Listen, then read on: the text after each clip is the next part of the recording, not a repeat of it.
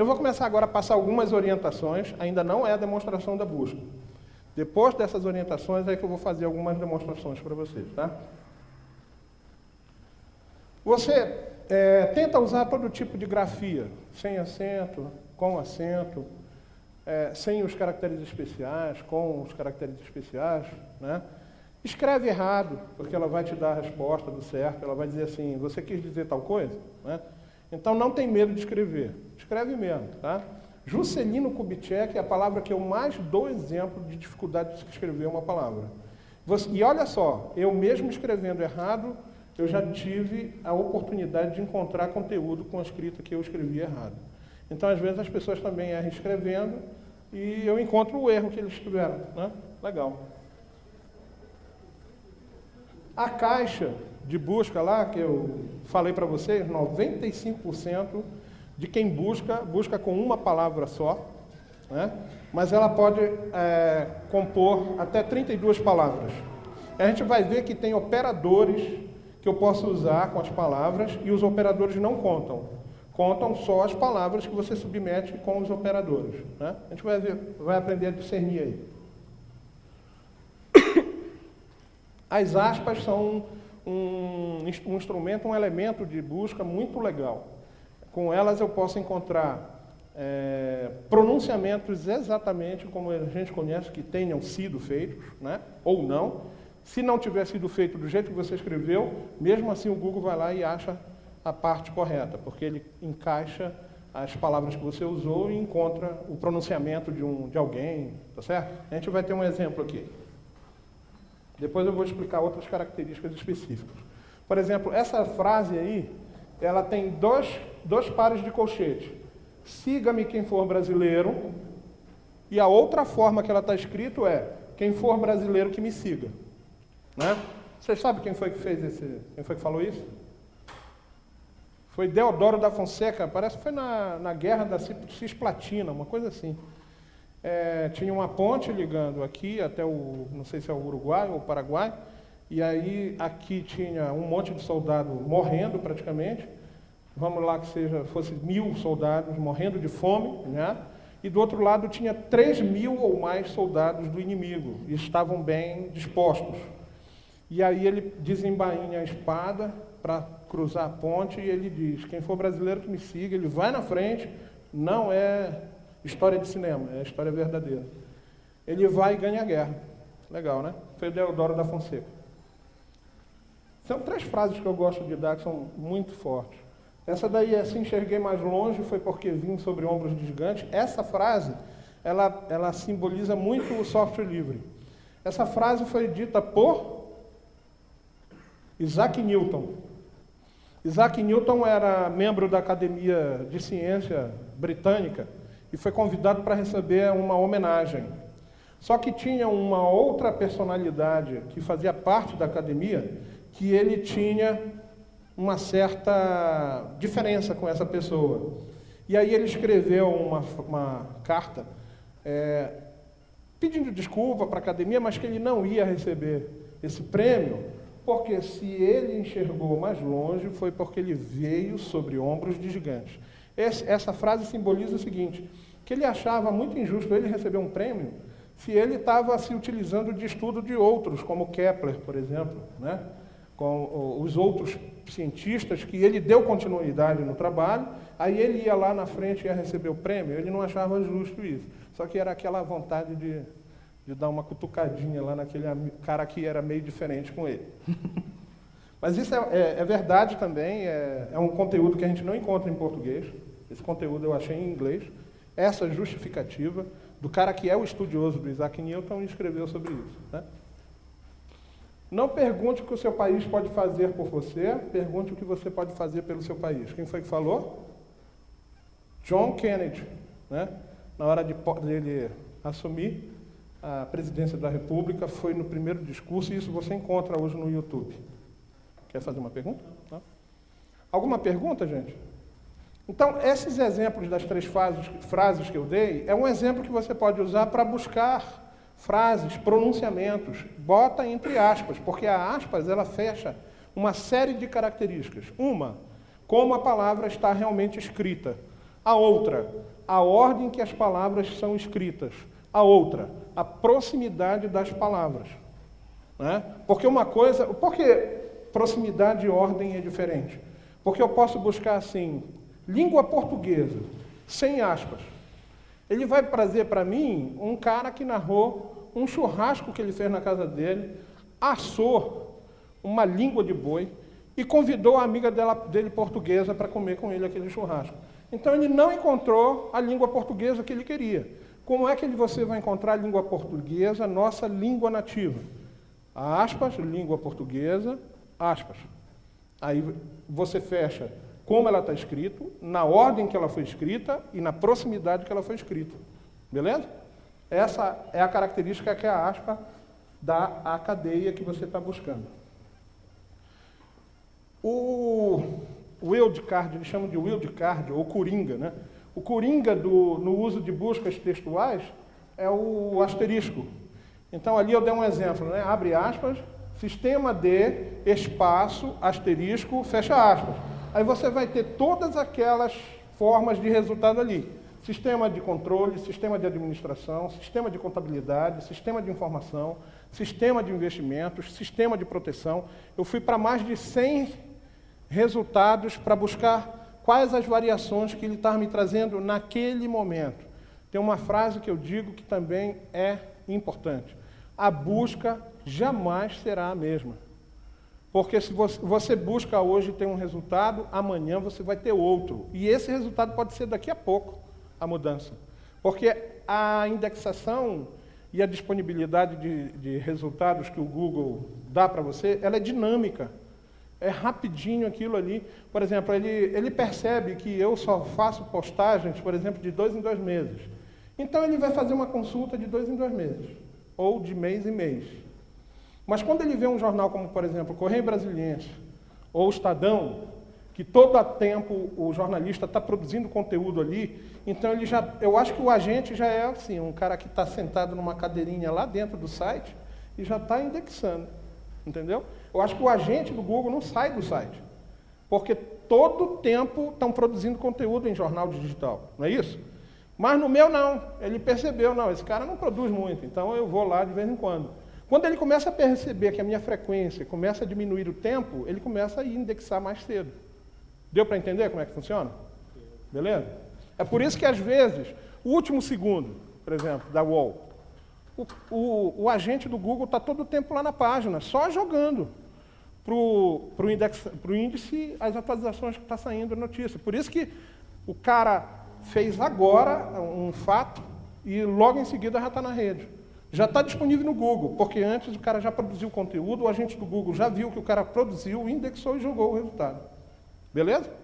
Tá ok? Olha aí a aspas, né? A aspas e o mais. Não está dando para ver legal, mas ali embaixo, à direita, o mais. E aqui à esquerda, em cima, as 2 aspas. Eles amarram forma, que é o quê? A escrita. Eles amarram ordem, que é o que está antes e o que está depois. E ele amarra a proximidade, quando as palavras estão juntas e não separadas no texto. Tá certo? É isso que a aspas e o mais amarra. A diferença é que a aspas é usada quando eu quero usar mais de uma palavra na cadeia. E o mais amarra uma palavra. Entendeu? Se eu quero só fazer o fechamento da escrita de uma palavra, eu uso o mais na frente dela. Mais e a palavra junto. Beleza? Alguma pergunta? Adler, não te esquece do número. Já? Não sobrou mais nada? Já foi os 100? É. Se tiver alguém que chegou depois e não pegou o número, pega o número com Adler ali. Uma coisa é uma coisa, outra coisa é outra coisa. Né? Olha só. Língua portuguesa é diferente de portuguesa língua. Ele vai dar prioridade, o Google, para a primeira palavra e da esquerda para a direita, no sentido que a gente escreve, tá certo? Então, uma coisa é você colocar as palavras dispostas de uma forma e o resultado vai ser diferente quando você muda essa disposição, tá? Língua portuguesa, sem aspas, é diferente de língua portuguesa com aspas. E a gente já deu o exemplo aqui do churrasco, né? Língua portuguesa é diferente de mais língua, mais portuguesa. Isso me gerou uma dúvida agora. Porque Nos países orientais se escreve da direita. ele com certeza deve seguir as regras do local. Eu pensei nisso.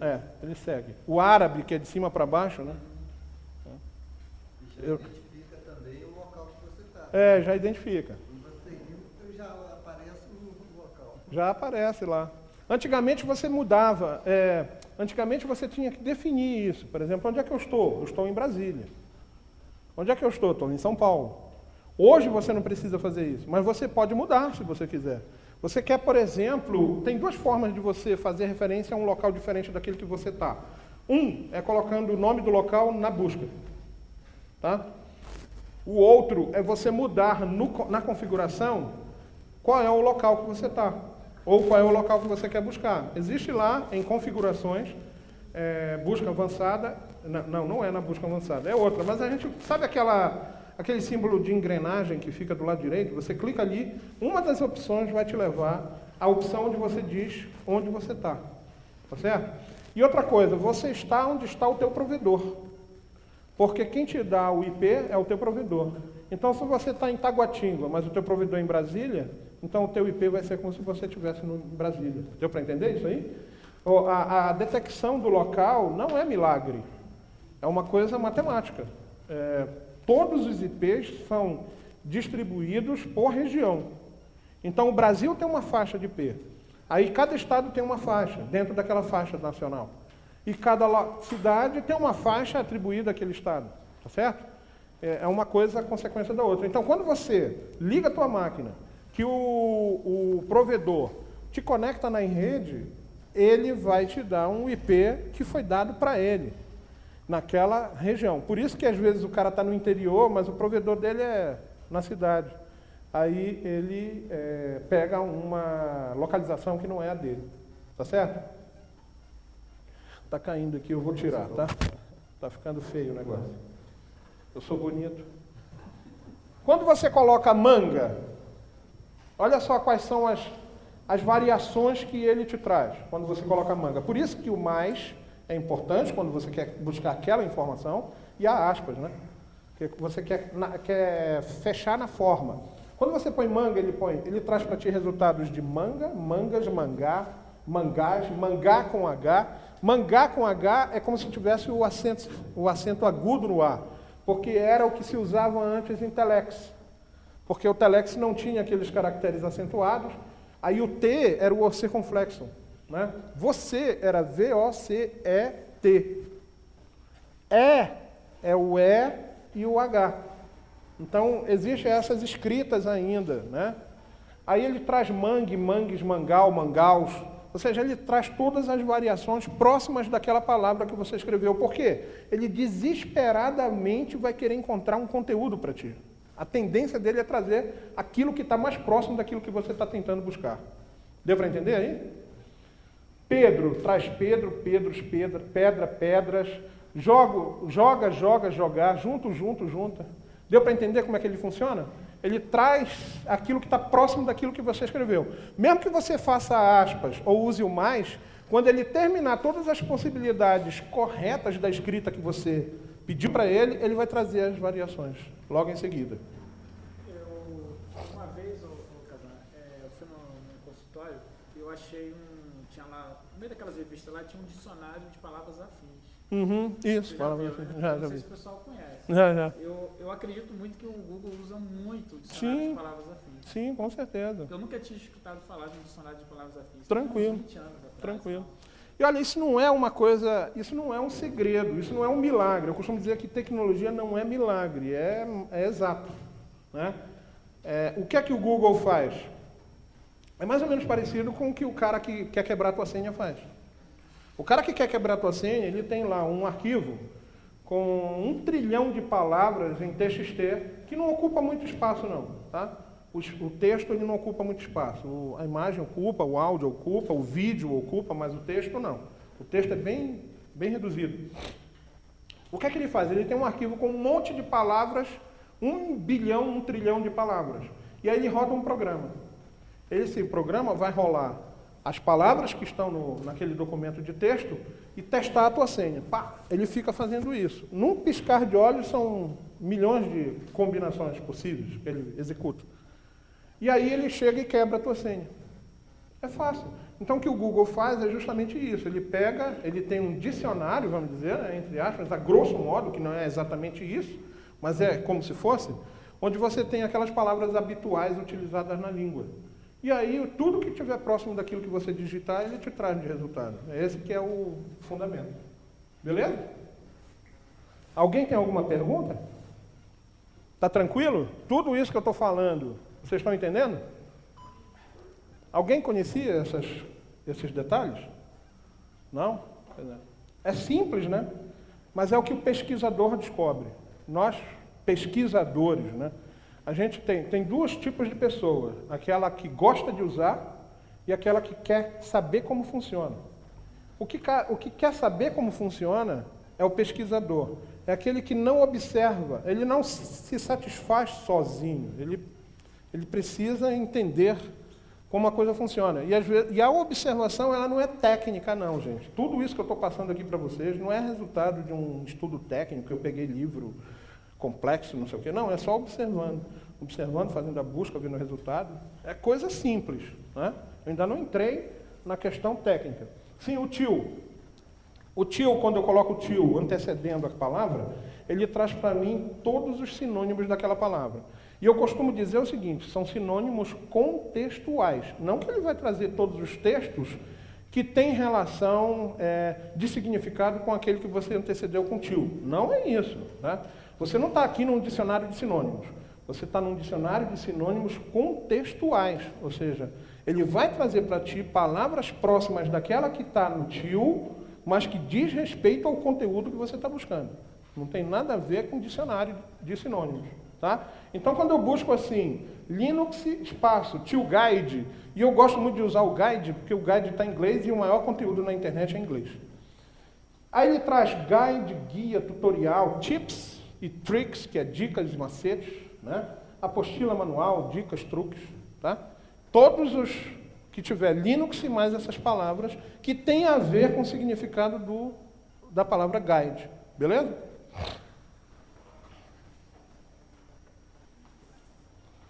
Esse operador é o operador OR, é um operador lógico, né?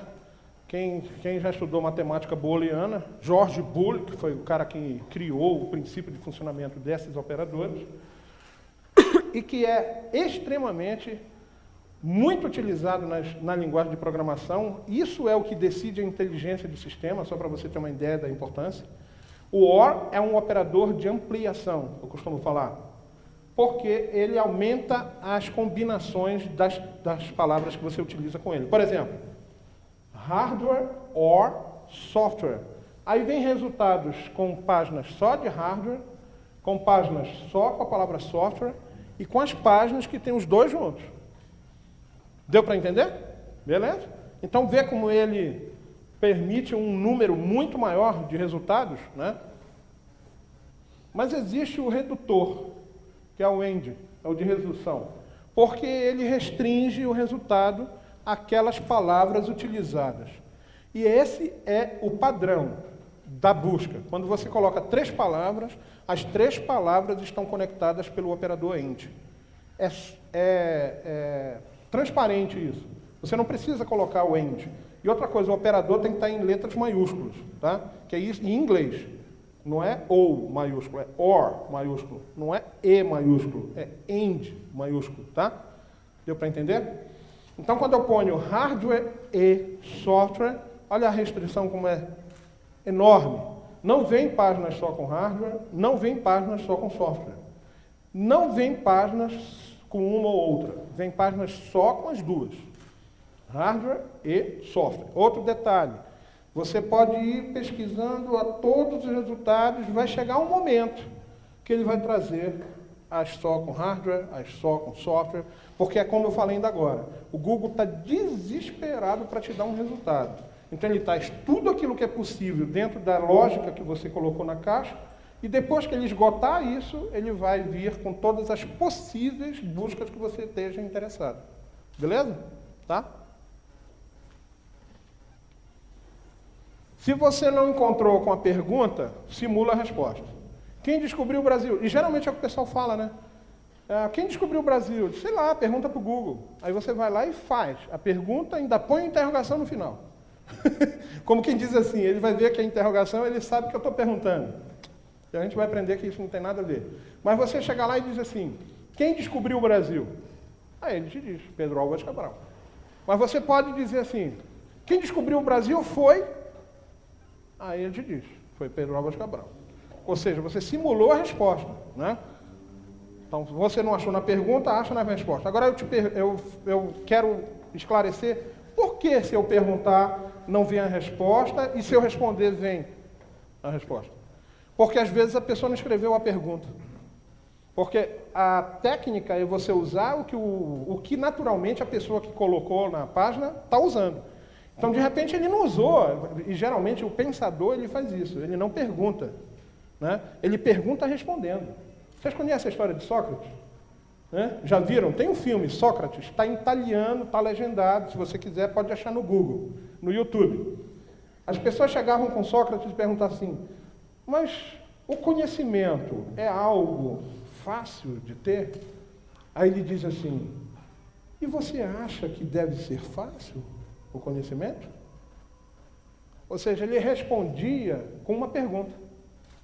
O Sócrates era tremendo, ele gostava de ativar o teu raciocínio. Então ele não respondia as coisas para ti, mas ele perguntava de novo.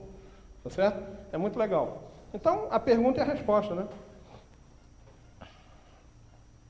Quando eu fiz esse slide, deve ter uns 2 anos, tinham 57 línguas.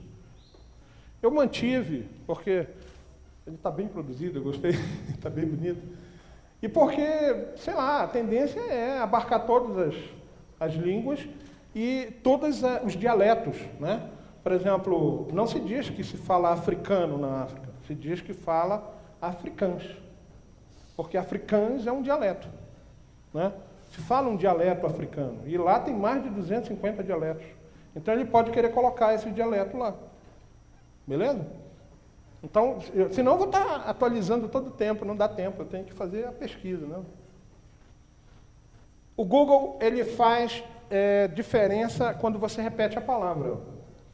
A relevância é por repetição. Se você usar só a palavra livro uma vez, nessa época ele me deu 96 milhões de resultado. Quando eu botei 2 vezes, passou para 181 milhões. Quando eu botei 3, passou para 245 milhões. Quando eu botei 4, ele começou a variar. Aí eu não entendi o comportamento.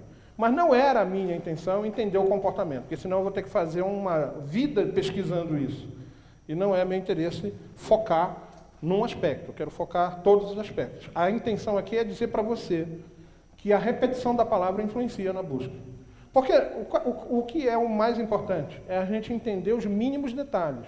No final, todos os mínimos detalhes vão te dar uma solução. É você entender que na construção daquela busca, você tem aquele recurso também que pode influenciar. Então, eu só quero que você entenda que influencia. Por quê? Não interessa. Eu quero que você entenda que influencia. Só isso, tá? Se você quiser entrar nessa pesquisa, vai. Beleza, você vai complementar o meu trabalho para outras pessoas. Mas eu não posso fazer isso porque tem outros aspectos, né, que eu tenho que perceber.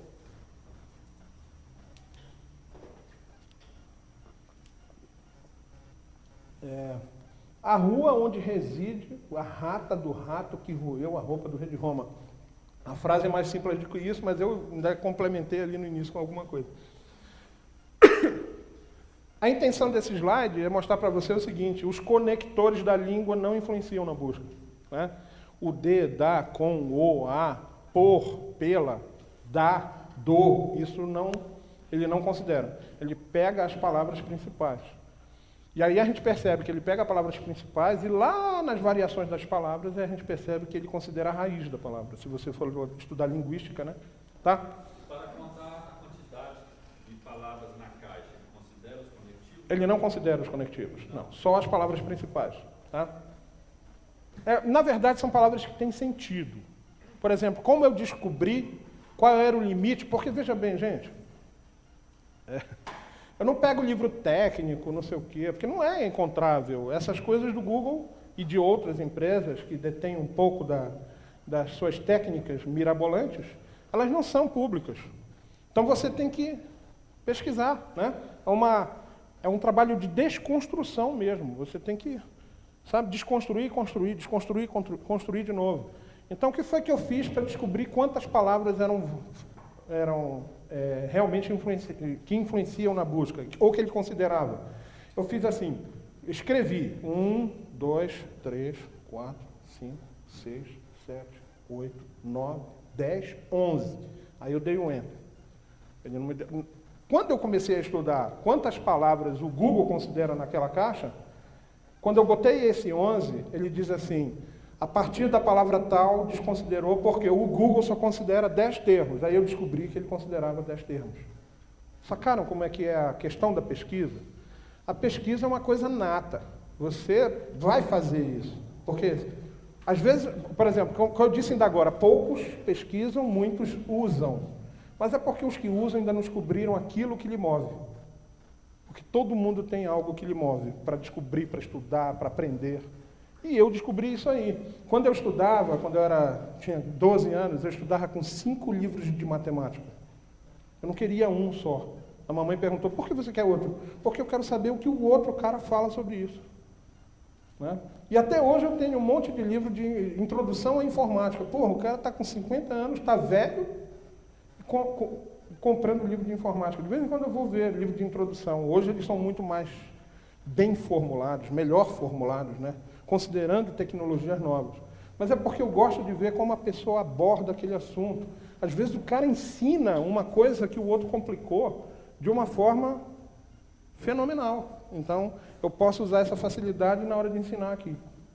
Tá certo? Aí eu continuei. Bom, 1, 2, 3, 4, 5, 6, 7, 8, 9, 10, 11, 12, 13, 14, 15, 16, 17, 18, 19, 20, 21, 22, 23, escrevendo. Claro que 21 eu não escrevia. Depois do 20, eu ia para o 30, 40, porque 40 e 1 já tinha lá no início.